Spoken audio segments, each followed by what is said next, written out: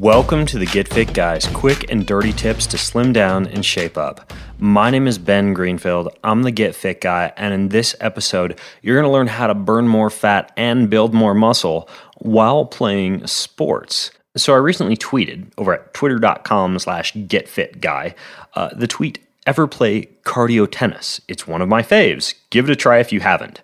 And in that tweet, I linked to an article that describes the ever-increasing popularity of cardio tennis, in this case in Australia, but I've also witnessed the growing phenomenon of cardio tennis at my own tennis club here in Washington State.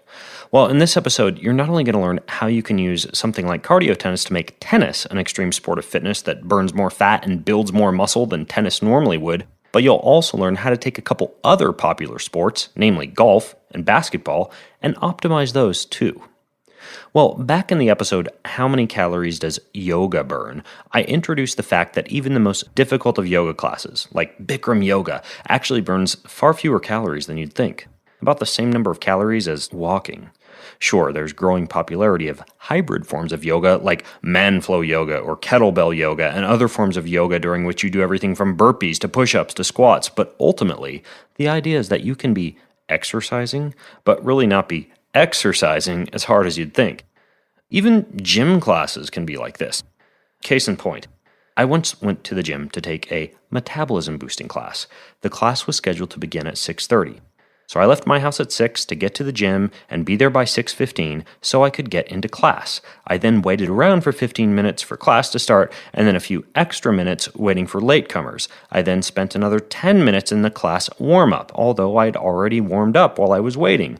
Each section of the class included demos and instructions from the teacher, and by the time the class was over and we spent 10 minutes doing a very easy cool-down with more stretches, I'd spent 90 minutes devoted to, quote-unquote, working out.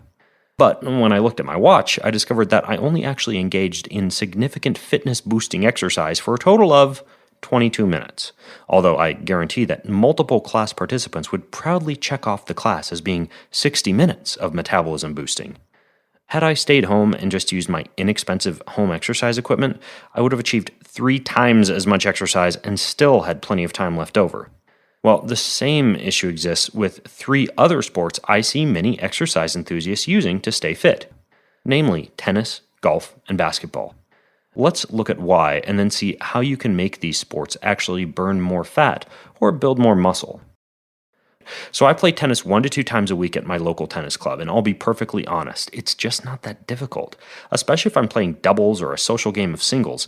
Sure, the average professional tennis match is comprised of hours and hours of running, sprinting, lunging, diving, and shuffling, but this simply isn't the scenario in most recreational matches.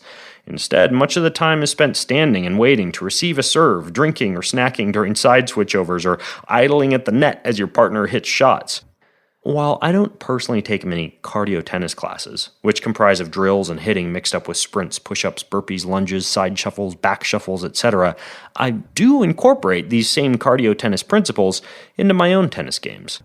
For example, before returning every serve, I jump in the air, land, then do 3 quick steps from side to side, a form of plyometrics. I also do jumping jacks, lunges, and even push-ups, while my opponents or partners get drinks and snacks. Yeah, I'm that guy. And I'm constantly moving, squatting, stepping, dodging, and keeping my heart rate elevated during the match rather than just assuming that the act of being on the court automatically means I'm getting more fit, which it actually doesn't. So, how about golf? I have several friends who actually arrive at golf courses prior to the official first tee time and then play a round of speed golf with just a few clubs and a lightweight bag. In between each shot, they sprint and jog and often complete 18 holes in 60 to 90 minutes. That's moving. But even if you're playing golf at a more leisurely pace, you can make it more difficult. For example, in the episode How to Use a Weighted Vest, and I'll link to that along with everything else I talk about in this episode over at quickanddirtytips.com/getfitguy243. That's quickanddirtytips.com/getfitguy243. I show you how to wear a 20 to 40 pound weighted vest during activities ranging from cleaning your house to hiking.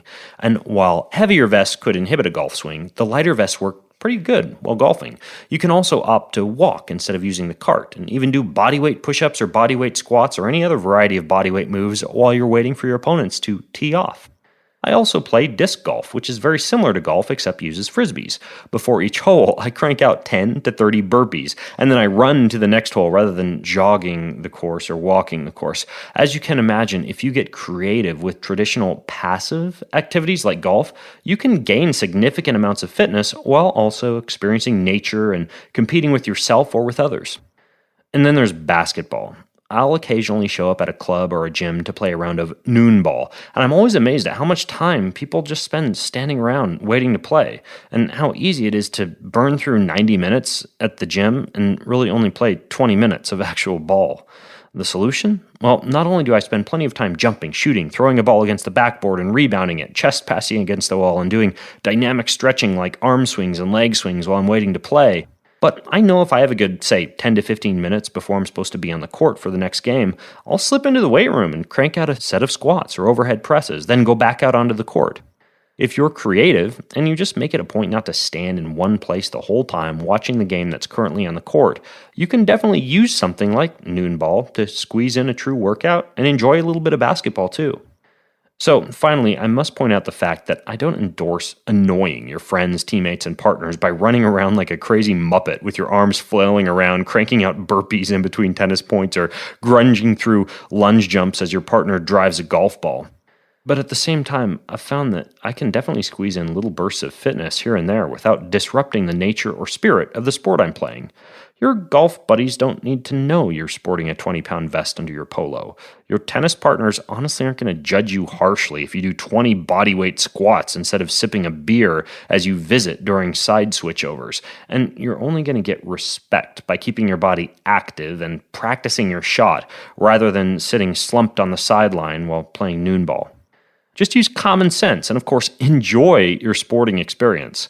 Now, if you have more questions about how to burn fat and build more muscle while playing sports, then leave your thoughts over at facebook.com/getfitguy, where we always have plenty of interesting conversations going on. And until next time, I'm Ben Greenfield, the Get Fit Guy, asking you, what are you waiting for? Go get fit.